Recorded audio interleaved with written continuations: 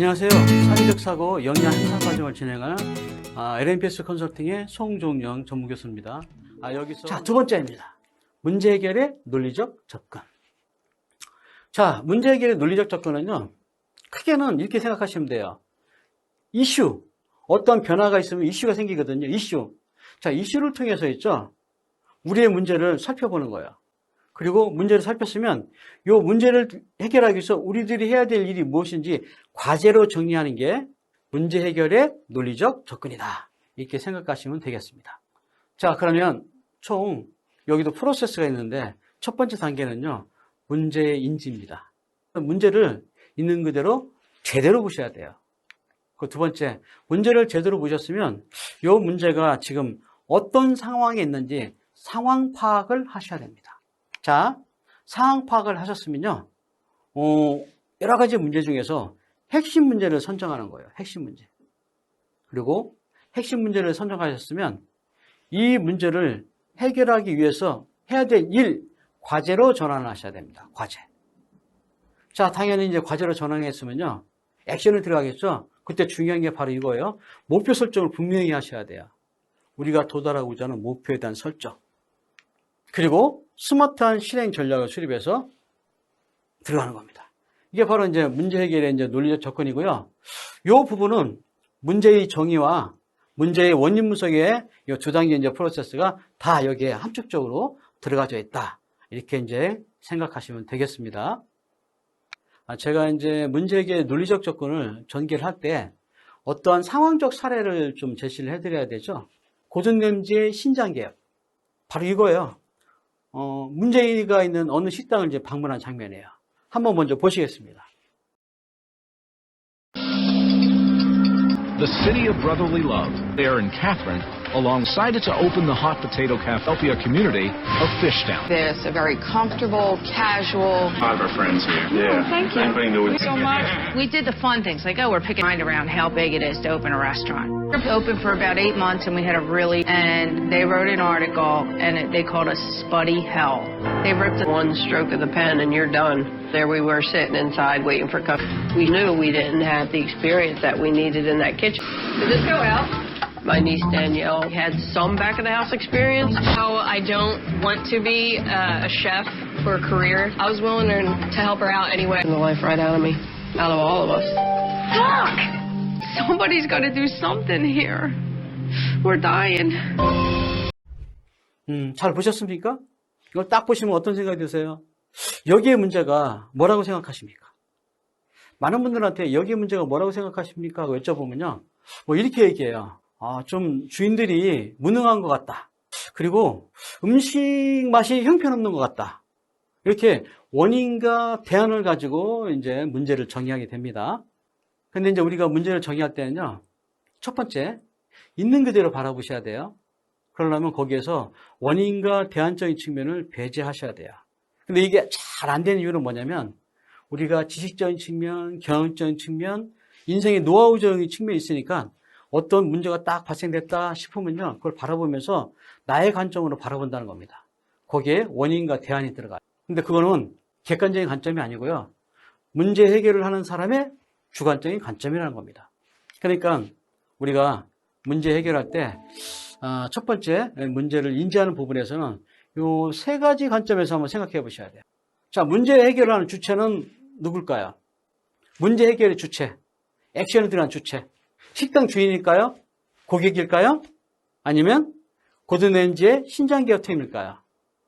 이 주체가 무엇이냐에 따라서 문제가 틀려집니다. 당연히 고든 램지의 신장 개혁 팀이죠.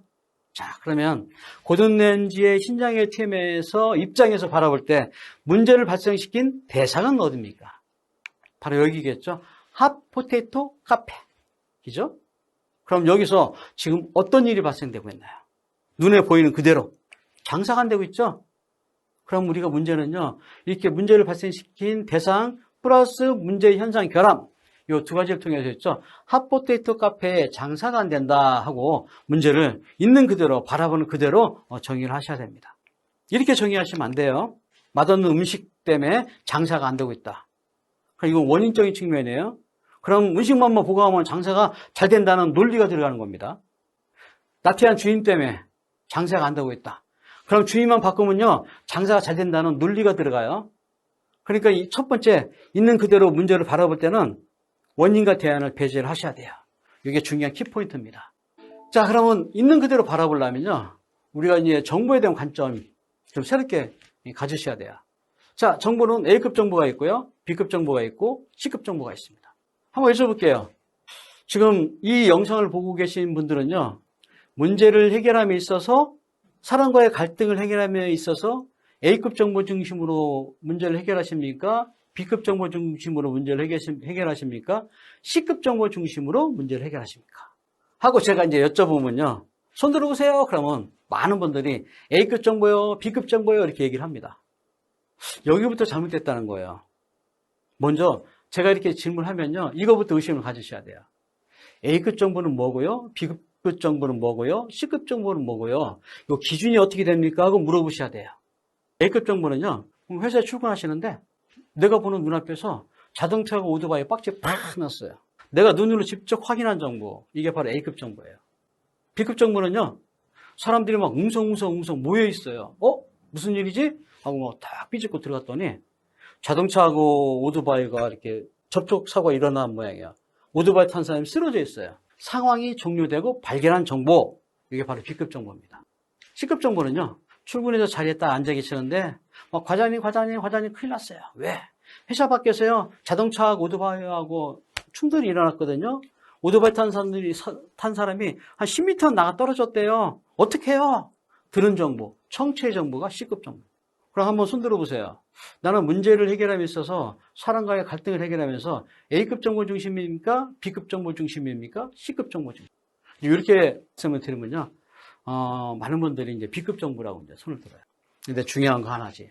혹시 나는 문제를 해결함에 있어서 사람과의 갈등을 해결하면서 A급 정보 중심이다 하고 생각하고 계신 분은요, 사실이라고 생각하는 것, 사실처럼 말하고 있는 것, 누가 사실이라고 하는 것, 내가 사실이었으면 좋겠는 것, 이걸 혹시 A급 정보라고 생각하고 있는지 잘 생각해 보세요. A급 정보는요, 정보에 대한 접근성이 무지하게 어렵습니다. 많은 분들이 A급 정보를 가지고요, 문제 해결을 하거나 갈등 해결을 하는 게 그렇게 많지가 않아요. 다 B급하고 C급 정보 중심으로 한다는 겁니다. 그러니까 문제를 바라보면서 정보를 바라볼 때 항상 이런 생각을 가지고 바라보셔야 돼요. 사면주의. 현장에서 현물을 보고 현상을 보고 항상 문제를 바라보고 기술하자. 그런데 이게 여의치 않으면요, 변화하지 않은 원리 원칙이 있어요. 그러니까 데이터 중심, 프로세스 중심, 이론 중심, 규칙 중심, 이거 중심에 포지션을 가지고 정보 수집을 하자. 그리고 이런 게 다 안 됐을 때는 항상 정보의 근원을 제시하자. 출처, 제공자, 수집 장소, 수집일 이런 거.